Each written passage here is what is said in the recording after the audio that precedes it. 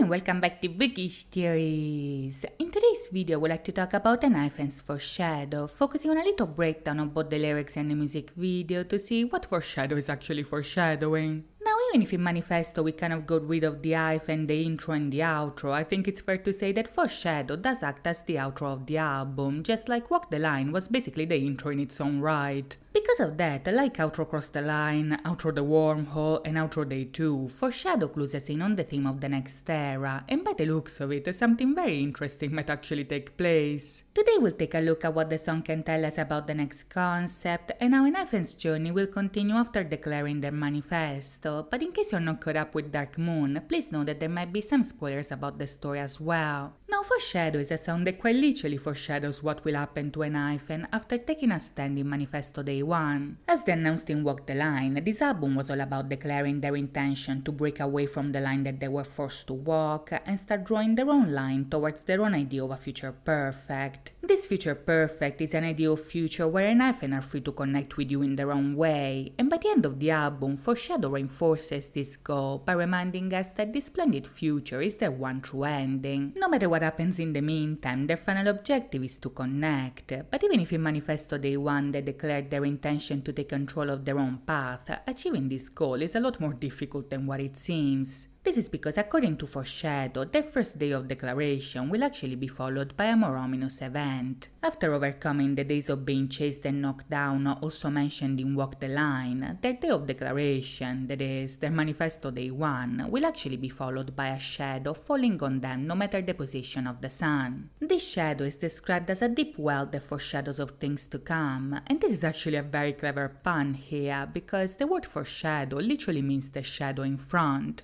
You see, the origin of this word follows the notion that when something is advancing towards you, the first thing that you see is its shadow, so if you see it in time and are able to recognize it, this shadow can give you a glimpse of what's to come. In Foreshadow, this notion is taken quite literally, because when a shadow falls in front of them, this shadow before them foreshadows what's to come. In the lyrics, this prediction is actually compared to a rainstorm or a typhoon, both of which tell the fate of the person that sees it first.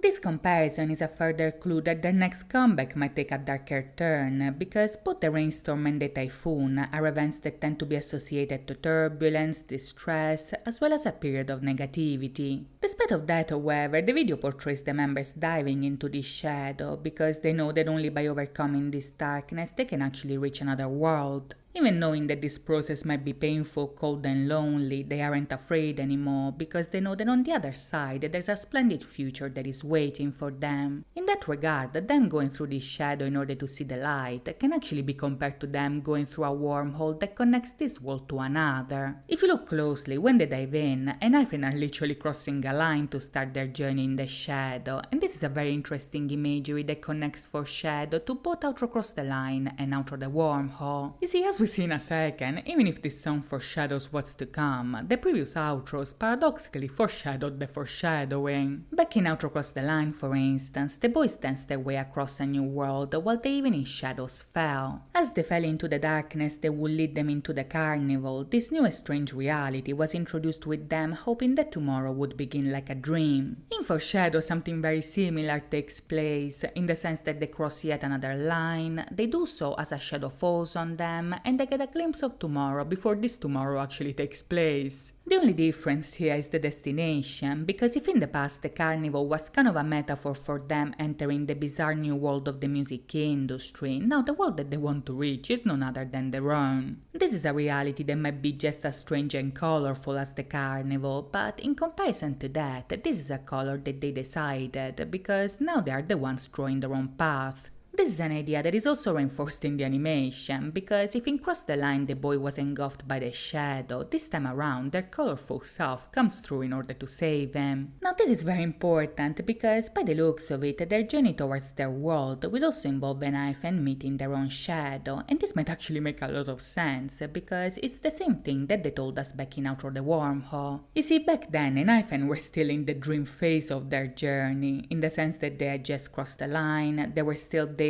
by the messy carnival they found themselves in, and they still hadn't opened their eyes because they were still blinded by the glitz and glamour of the world beyond the border. In the outro, they eventually end up having a dream where they access multiple dimensions through a wormhole. In this vision, the boys were still blind and left no footprints, but as they become absorbed by the wormhole, they met another version of themselves that is none other than their shadow. In the lyrics, they refer to this entity as a fair imperfect shade, which was actually a reference to Sonnet 43 by William Shakespeare. If in the past this encounter was described as a twisted scene, however, now we see these two sides recognizing each other with affection, which might also have been foreshadowed in this scene that they cut from Let Me In. Now they aren't afraid anymore, so they're confident that even if the world will keep on testing them, their day of promise will come nonetheless. Now this is actually a very interesting phrasing because, surprisingly enough, a promised day was also mentioned all the way back in Into the Island. In that song, the promised day could be seen beyond the door to their future as the boys fearfully ran for their lives side by side. Now they're not scared anymore, so if in the past they could see the promised day beyond the door, now they have a key to their future which will allow them to succeed.